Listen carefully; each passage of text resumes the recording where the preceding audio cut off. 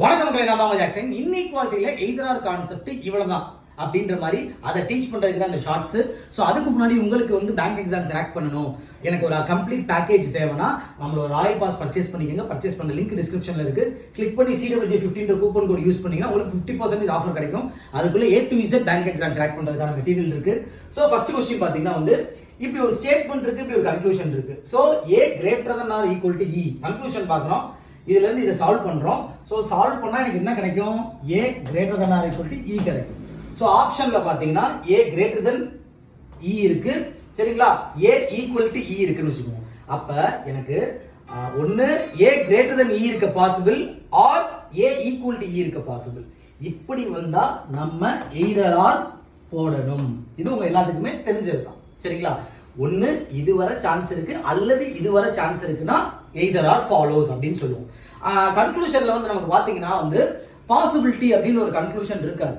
அதனால either or அப்படின்ற ஒரு கன்க்ளூஷன் தான் இருக்கும். சோ எனக்கு நான் ஃபுல்லா சால்வ் பண்ணி பார்த்தா A greater than or equal to E தான் எனக்கு ஆன்சரா கிடைக்க போகுது.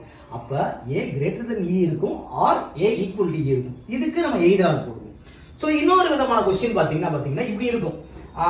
ஏல இருந்து இப்ப கன்க்ளூஷன் பார்க்கிறோம். A greater than E தப்பு, A less than or equal to E தப்பு.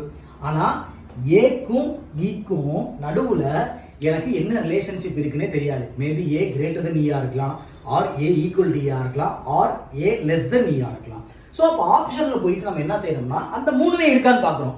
A greater than E இருக்கு, or A less than E இருக்கு, or A equal to E இருக்கு. இப்படி இருந்தா நம்ம either or போடுவோம், சரிங்களா? ஸோ இப்போ இது either orன்னு கேட்டீங்க அப்படின்னா இது either or கிடையாது, இது neither now.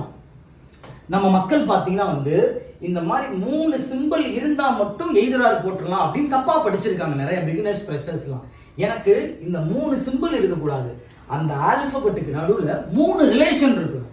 இப்போ இதை ஏல இருந்து E சால்வ் பண்ணேன்னு வச்சுக்கோங்களேன், எனக்கு வந்து அன்னோன் ரிலேஷன், சரிங்களா? அன்னோன் ரிலேஷன்னா A less than E இருக்கு, A less than E இருக்கு, A equal to E இருக்கு, சரிங்களா? அப்ப இது பாத்தீங்கன்னா வந்து எனக்கு நெய்தர் நாட், ஏன்னா இந்த A greater than E இல்ல. சோ அப்ப இதுக்கு நெய்தர் நாட் ஃபாலோஸ் தான் ஆகும்.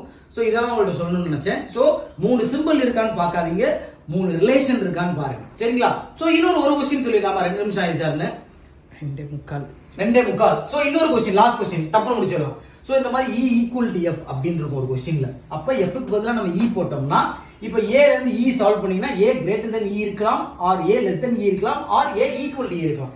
இப்படி மூணுமே இருந்தா நமக்கு either or follows. இந்த மாதிரி E equal to F கொடுத்து உங்களுக்கு டிஸ்ட் பண்ணுவாங்க. சோ இதான் இன்இக்வாலிட்டியோட either or கான்செப்ட். நன்றி, வணக்கம்.